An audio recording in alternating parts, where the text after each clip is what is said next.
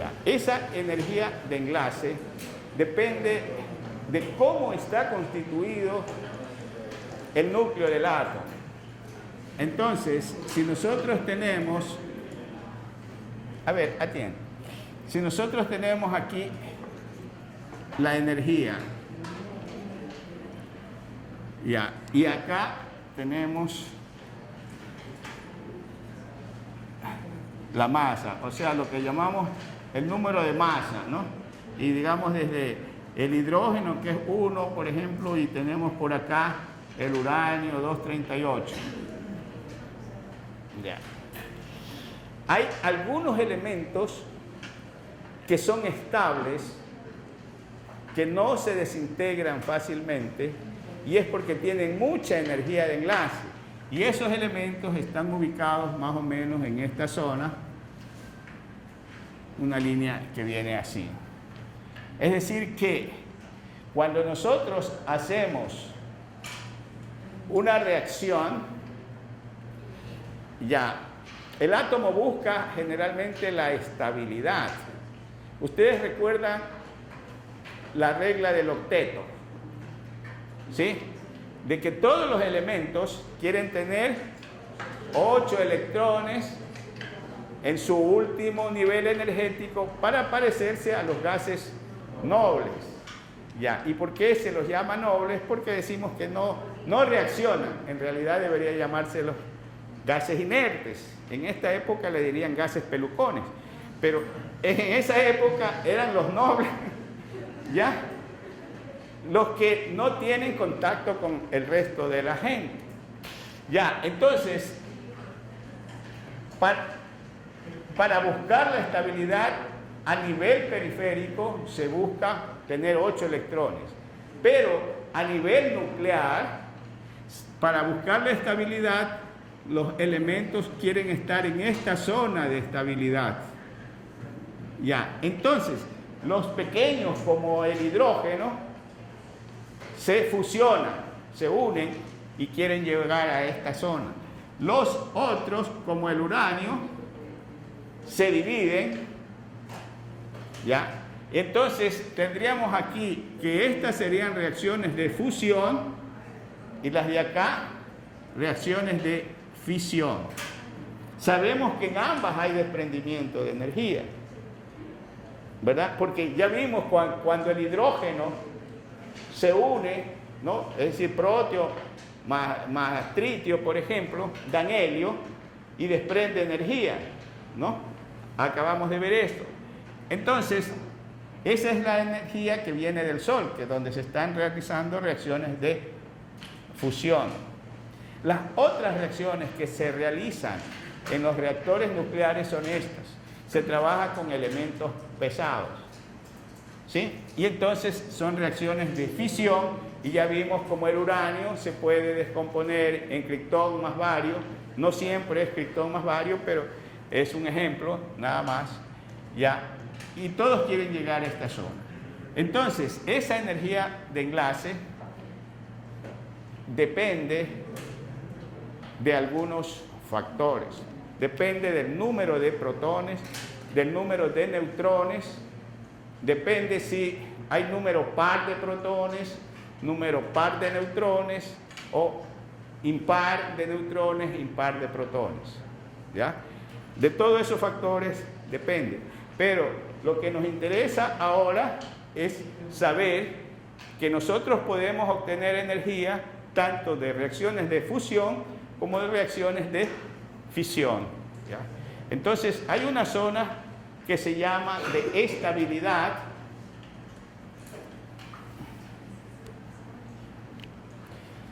ya. Si yo tengo aquí número de neutrones y acá número de protones, cuando yo tengo el número igual de protones que de neutrones, tengo una línea de 45 grados, ¿verdad? 2 protones, 2 neutrones, ¿no? 5 protones, 5 neutrones. Pero cuando tengo más neutrones que protones, ya esta línea se viene para acá. Entonces, aquí están muchos elementos en lo que se llama zona de estabilidad, ¿ya? Y las relaciones aquí cambian, porque yo aquí, para esta línea, yo tengo que la relación de neutrón-protón es igual a 1. ¿Sí? Mismo número de protones que de neutrones. Acá la relación neutrón-protón puede ser 1,20, por ejemplo, 1,50, o sea que hay más número de neutrones que de protones. ¿Sí? Y esta relación va aumentando.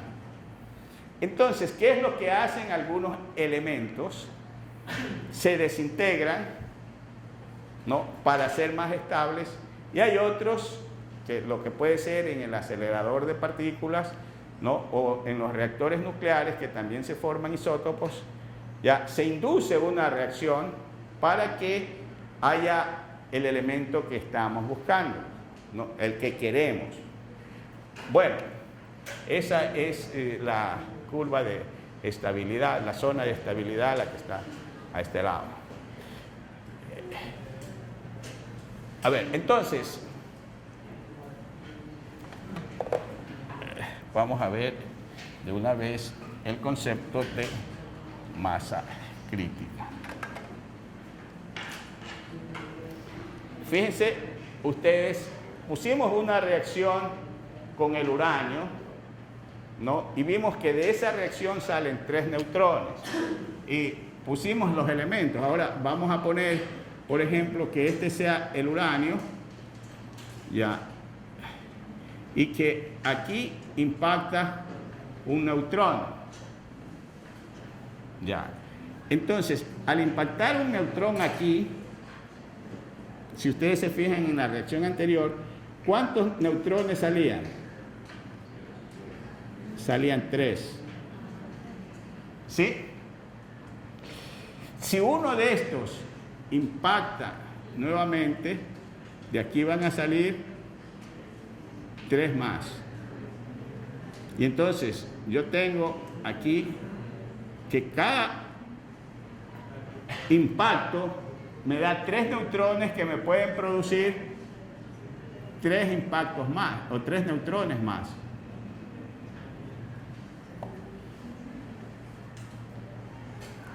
Entonces, si todas estas reacciones desprenden energía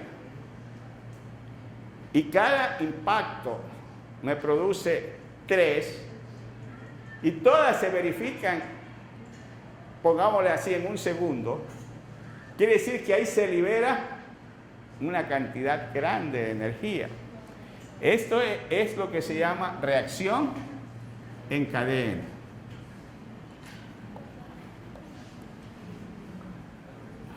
¿Sí? La reacción en cadena. Entonces, la reacción en cadena ocurre cuando el factor de reproducción, que llamamos, este factor de reproducción es mayor que 1.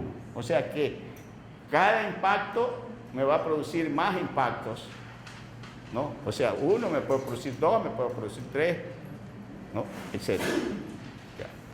Si yo tengo una reacción donde impacta y de aquí solamente sale un neutrón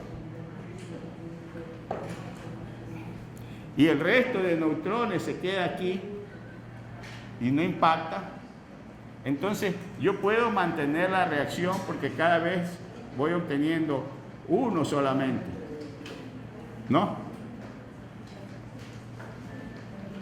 Ya, y digamos que el factor de reproducción se hace igual a 1. Y si yo tengo una reacción donde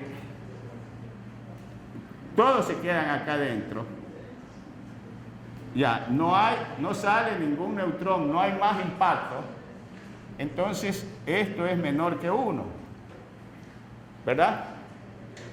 Entonces, aquí una gran energía que se desprende. Acá yo puedo controlar la energía y acá simplemente la reacción se detiene. ¿Qué es lo que conviene hacer en un reactor? No interesa que se produzca una reacción en cadena porque entonces volamos todos, ¿no? Ni que se detenga la reacción porque entonces ya no tengo, si es para energía ya no voy a tener energía, ¿no? Entonces hay tres tipos de reacciones en este caso que dependen de la masa que yo tenga para la reacción. Si tengo una masa muy grande, ¿ya? Yo puedo provocar una reacción en cadena. Si tengo un control de la masa que tengo en el reactor, yo puedo tener esto. Y si tengo menos, entonces, esta es masa crítica, supercrítica, ya, crítica y subcrítica. Yo puedo llamar crítica la masa que me mantiene la reacción.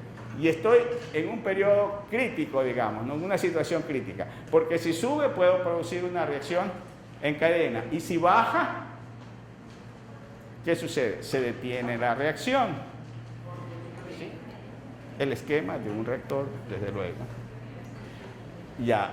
Entonces, veamos aquí prácticamente, este sería el cuerpo del reactor, ¿no? Entonces, ustedes ven que aquí lo del rojo son las varillas de combustible, que puede ser uranio, otros que trabajan con plutonio. Bueno, entonces, yo tengo aquí esta cantidad de uranio, digamos, en estas barras. Pero yo puedo controlar la cantidad poniendo unas varillas que introduzcan uranio o que saquen uranio. O sea, el uranio está dentro de esas varillas. ¿Ya? Y acá son varillas de control que pueden ser para controlar la temperatura y absorber neutrones, porque los neutrones son los que impactan, ¿verdad? Pero si yo pongo un elemento que absorba neutrones, también puedo ayudar a controlar la reacción, ¿sí? Ya, entonces, yo tengo aquí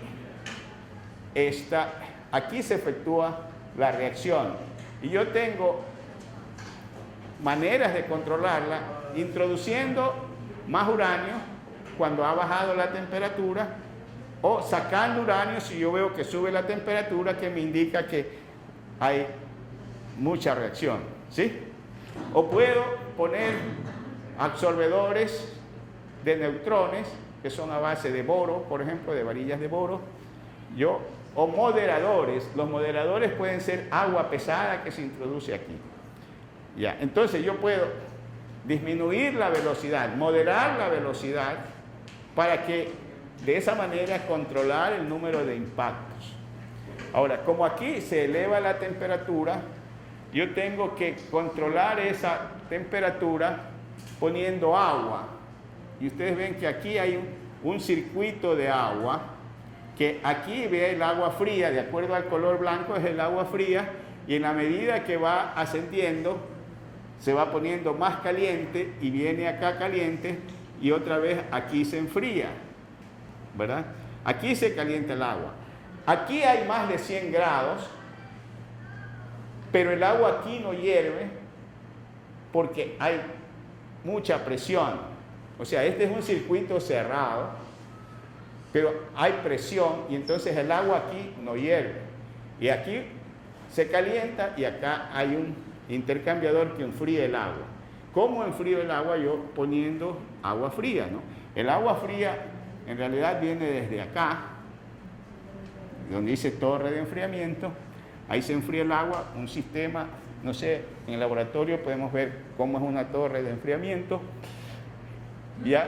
Que generalmente se enfría con aire, el agua. Y entonces, esta agua fría que entró, si aquí hay 100 grados y no hay presión, ¿qué pasa? Se vaporiza, ¿verdad?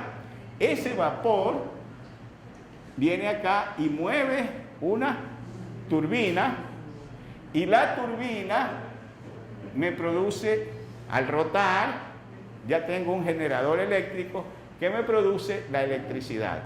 Entonces, este es un reactor que sirve para generar electricidad. Así son, la mayoría de los reactores son de este tipo. Hay otros que no solamente sirven para generar electricidad, sino que parte de ese vapor sirve para evaporar agua que viene del mar y obtener agua dulce a partir del agua de mar. Son de uso mixto o doble, ¿no? Generan electricidad y a la vez parte del calor lo utilizan para evaporar agua de mar, sobre todo en los países que tienen petróleo y no tienen agua, están por el desierto. Ya, entonces aquí hay un circuito de enfriamiento del reactor mismo. Ya, aquí un circuito para enfriar el agua que sale del reactor, ya, y otro circuito que está dando constantemente agua fría, ¿no? Y parte de esta agua que generalmente no se llega a enfriar del todo y sale a 40, 50 grados, eso es lo que va a contaminar las aguas. Generalmente un reactor se lo ubica donde hay un río, un lago, donde hay bastante agua, ¿no? Pero esa agua sufre contaminación térmica por la temperatura que se produce aquí. Pero ustedes ven que el esquema es sencillo, ¿verdad? Ustedes podrían construir un reactor, ¿o no? Así, simulando el dibujo, ¿verdad? Pero se entiende por qué el reactor tiene un circuito de enfriamiento, ¿no? Y por qué tiene los sistemas de suministrar uranio, un sistema para moderar la velocidad del uranio o un sistema para absorber uranio, en base a los conceptos de masa crítica.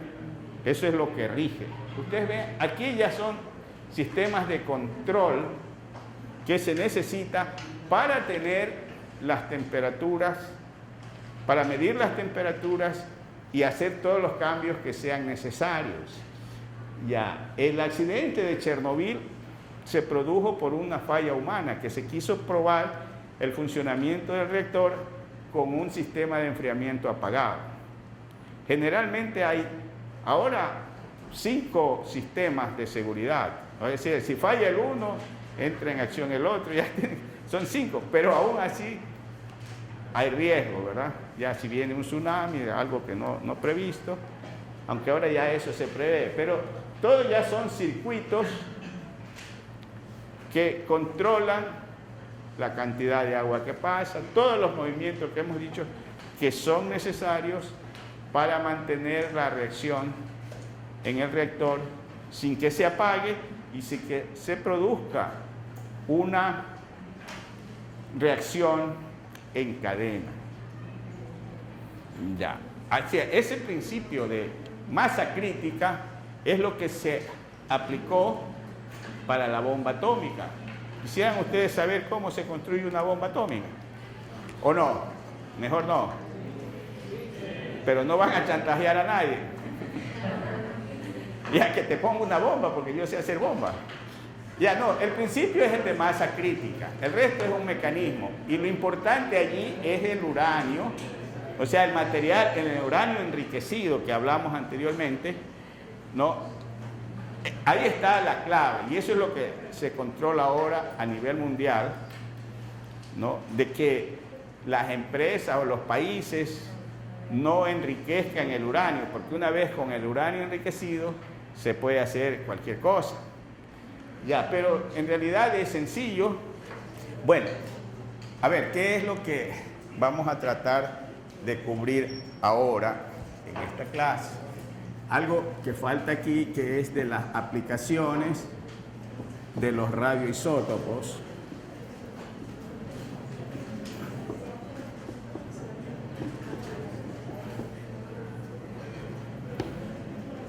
Ya, algunas de estas aplicaciones hemos visto ya para el caso de energía, ¿no? Obtención de agua dulce a partir de agua de mar. Esas son las aplicaciones que hemos visto en los reactores nucleares que usan turbinas, ¿no? Es decir, que hacen mover turbinas. Ya. Después tenemos aplicaciones en medicina, en agricultura,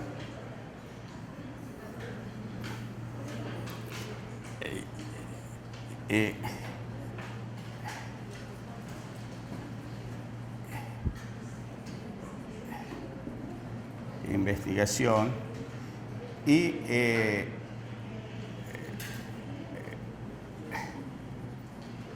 como radiotrazadores, es decir, que indican una ruta. Ya, esto de radiotrazadores se aplica en medicina, en agricultura y en investigación, ¿no? Esto es general, ya, pero puede haber otras aplicaciones. Ya, vamos a... Ya copiaron esto, ¿verdad?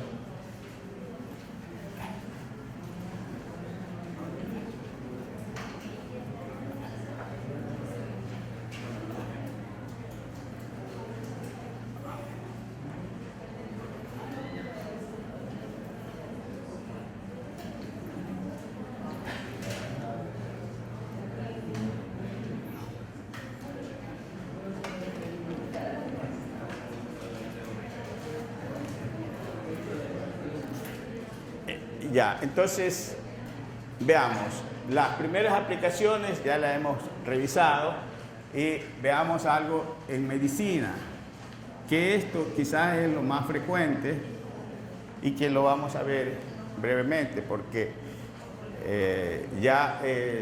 hay mucha especialización en esto de la medicina. ¿Ya qué es lo que ustedes conocen de radioisótopos en medicina? Lo que hemos utilizado todos, nos han aplicado a todos, que son los rayos, los llamados rayos X para las radiografías, ¿verdad?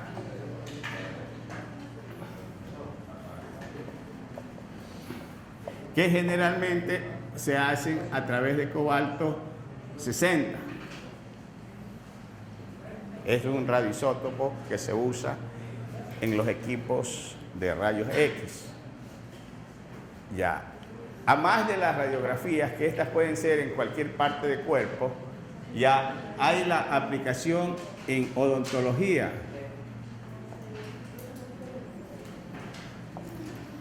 ¿Alguno de ustedes se ha tomado una radiografía en la dentadura? Se toma para ver cómo está por dentro. Entonces son pequeñas cantidades de radiación, pero que sirven actualmente para no extraerle la muela equivocada, ¿ya? O para hacerle algún tratamiento de conducto que llaman. ¿Ya? Entonces esto cae en el campo de la medicina. Hay las tomografías que se hacen, ¿no? Y hay para la sangre, para la cura de la leucemia. Ya, esto sí, tal vez... esto es en tratamientos. Ya, que hay para la leucemia, que es considerada el cáncer a la sangre. Ya, y también porque hay el hierro que está en la sangre, hay algunos isótopos del hierro que pueden servir para la investigación de casos de leucemia.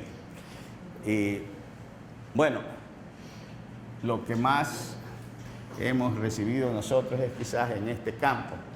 Y para el tratamiento de cáncer, no podemos dejar de nombrar ya la radioterapia.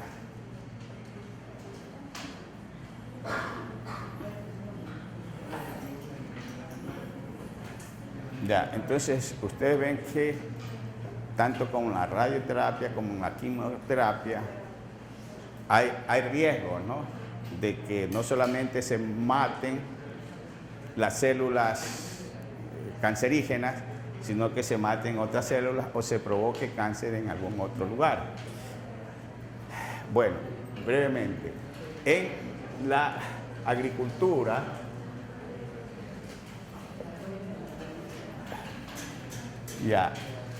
en la agricultura es muy importante por lo siguiente. Cuando nosotros tenemos un árbol y este árbol tiene raíces, estas raíces van hasta cierta profundidad, ¿no? Y cuando se aplican fertilizantes, puede hacer que los fertilizantes se ubiquen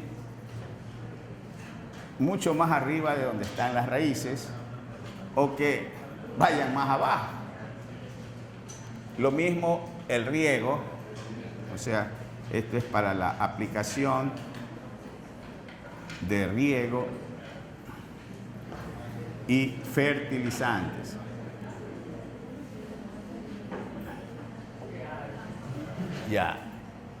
También, en el caso de que se quiera, para los nemátodos, que se quiera aplicar nematicidas, fungicidas a nivel del suelo, pero generalmente estos se aplican más superficialmente. Pero para ver qué está ocurriendo acá, por ejemplo, ¿qué sucede si cuando se riega, se efectúa el riego de la planta, el agua queda a este nivel y las raíces que absorben el agua están más abajo? Estamos gastando un recurso muy importante como es en el agua por gusto, porque la planta no lo está absorbiendo todo. Entonces, ¿qué se hace? Se ponen radioisótopos en el agua y luego se analiza el fruto o las hojas, que esto, a ver si es que este radioisótopo que se puso en el agua lo está absorbiendo la planta, o a qué parte de la planta va ese radioisótopo, ¿verdad? Entonces es un proceso que requiere algunas aplicaciones, y si es agua, vamos a ver qué pasa si yo pongo agua a este nivel, cómo se desarrolla la planta, o si pongo el agua a este otro nivel, ¿sí? Entonces se busca el nivel óptimo donde debería ir el agua y las cantidades de agua que se van a poner. Y lo mismo en el caso de fertilizantes. De lo contrario, los fertilizantes que se pongan aquí podrían ir a contaminar el río, porque el agua superficial puede ser arrastrada hasta un río y no lo ha absorbido la planta. ¿Está claro? ¿Sí? Bueno, entonces esta es una manera de utilizarlo en la agricultura para ver el desarrollo de las plantas en función de los fertilizantes o en función de la altura donde se aplican. ¿Sí está claro esto? Ya. Ahora, es, digamos, una de las aplicaciones, no las podemos ver todas.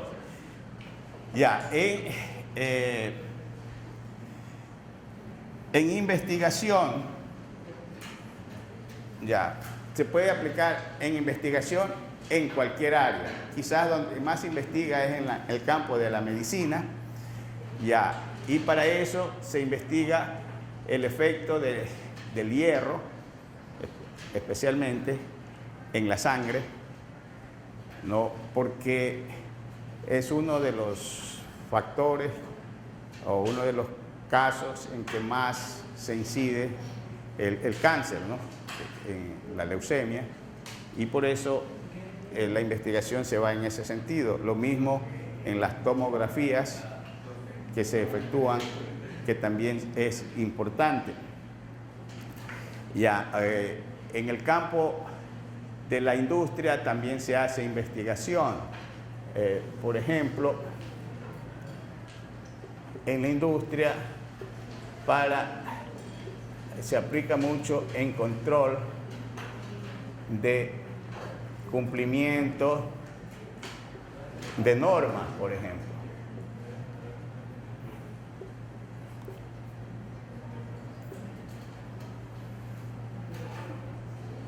Ya. Por ejemplo, si se conoce que una lámina de hojas de afeitar, por ejemplo, que son muy finitas, o que una hoja de acero que va a ser colocada, por ejemplo, en un tanque donde se va a almacenar petróleo, gasolina o cualquier otro, que son muy importantes las normas, o también en una plancha de acero o de cualquier otro material que vaya a estar en un barco o en un avión. Entonces, tienen que cumplirse normas muy estrictas. Entonces, ¿qué es lo que se hace? Si yo requiero que esta hoja o esta plancha tenga un espesor determinado, y como se fabrica esto en forma continua y por toneladas, digamos, entonces se pone un emisor de radiaciones de un lado y algo que capte estas emisiones del otro lado.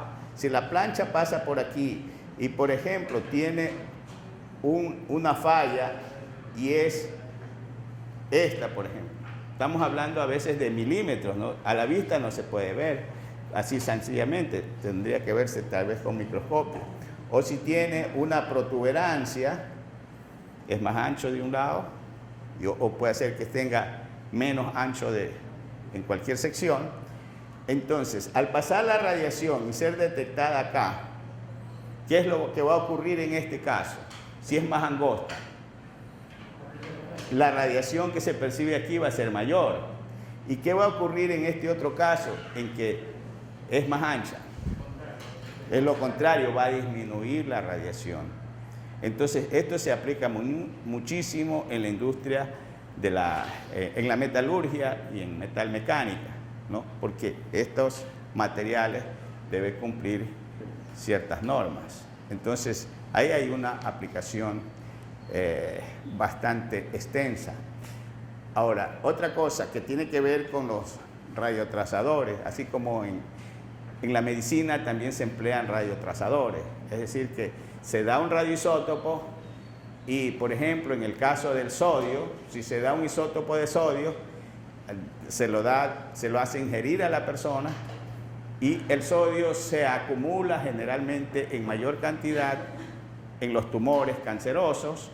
Entonces, se ve después, mediante una inspección del cuerpo, a dónde que está alojado ese isótopo radiactivo, porque está emitiendo radiaciones en un determinado sitio del cuerpo, ¿no? Lo mismo el caso del yodo para la tiroides. Ya se ubican en determinados sitios de acuerdo al órgano y entonces está trazando la ruta, dónde se llegó. En el caso de la industria petrolera o de acueductos o digamos que ductos que transportan diésel, gasolina o cualquiera otro combustible, por ejemplo, tenemos esta situación, ¿no? Por ejemplo,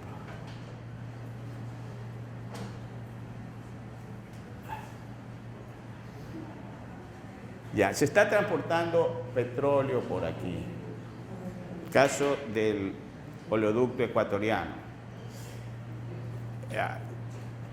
Una cosa es transportar petróleo pesado y otra cosa es transportar petróleo liviano. Ya, cuando se quiere usar la misma infraestructura, ya para ver, digamos, en qué momento se dejó de enviar crudo pesado o crudo liviano, entonces se pone un isótopo radiactivo y, por ejemplo, cuando el isótopo radiactivo llega aquí es detectado, ¿verdad? Entonces, si yo quiero que el producto se vaya para acá, acá abro, digamos, alguna válvula aquí y se va en esta dirección. Esta válvula estaba cerrada y el otro estaba viniendo por acá.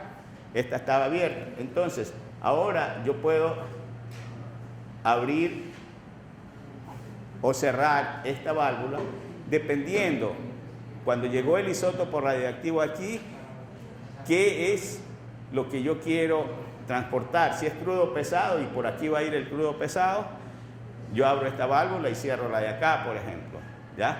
O tengo una válvula por acá y cierro esta válvula también, o hago el transporte porque de aquí va a ser distribuido a otro lado, ¿verdad? Entonces, el isótopo radiactivo, que yo lo puse 400 kilómetros adelante, ¿ya?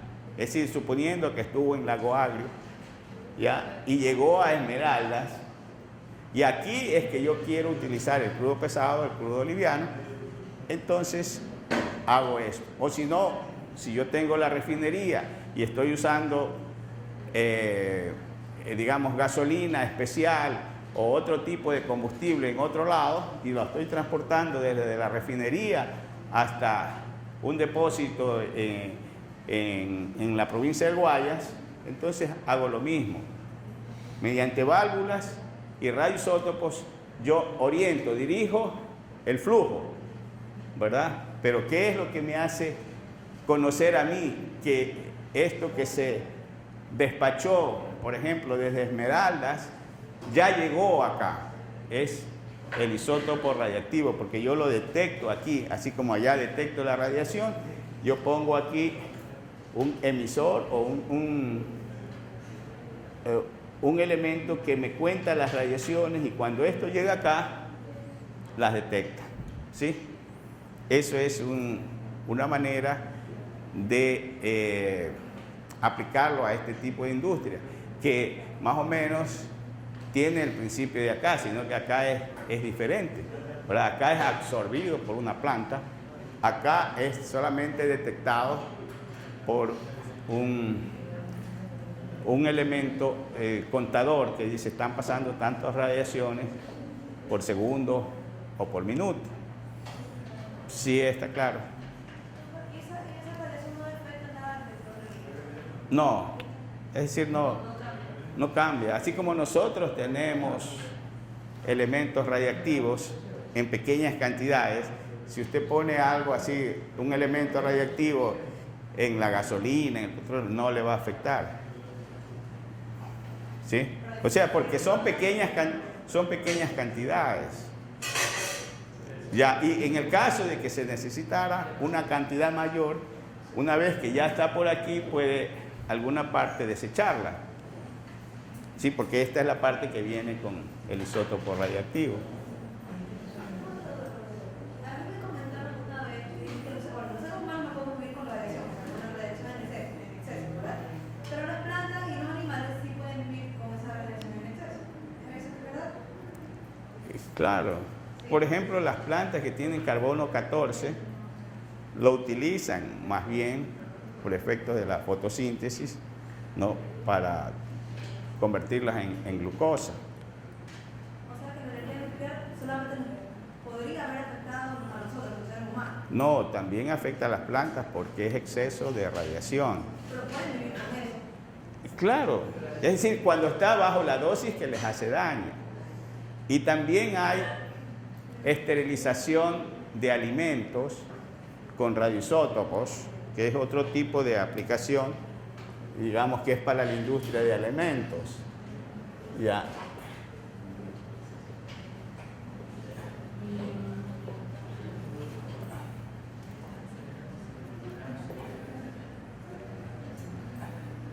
Entonces, esto se usa bastante para la papa, para la cebolla, para muchos productos agrícolas que se descomponen por exceso de humedad o por cualquier microorganismo, ¿no? Es decir, los microorganismos cuando hay mucha humedad se desarrollan, entonces los alimentos se irradian, se hace pasar los alimentos por una fuente de radiación, digamos, vamos a suponer que esta es una banda, por aquí pasan los alimentos y hay una fuente de radiación aquí, y todo alimento que pasa por aquí es irradiado. Esa irradiación lo que hace es esterilizarla, hace el mismo efecto, por ejemplo, que causa hervir el agua, ¿no? Mata las bacterias. Ya, ahora ha habido una controversia desde hace mucho tiempo si los alimentos irradiados no producen ningún trastorno en el ser humano. Entonces, en la Comunidad Europea hay ciertas regulaciones y hace tiempo hubo una discusión muy grande al respecto porque se estaban irradiando mucho los alimentos y quizás algunos alimentos no fueron irradiados con la dosis apropiada y entonces se comenzó a pensar de que no era conveniente. Sin embargo, se sigue aplicando en la China y en Europa, ¿no? Y nosotros quizás consumimos en alguna ocasión alimentos irradiados. Lo único que se pide es que en la etiqueta que debe tener todo alimento, con la información nutricional, se diga, así como cuando el alimento es transgénico, si tiene algún componente transgénico el alimento, hay que especificarlo. Y lo mismo en el caso de los alimentos irradiados, tiene que decir que ese alimento es irradiado.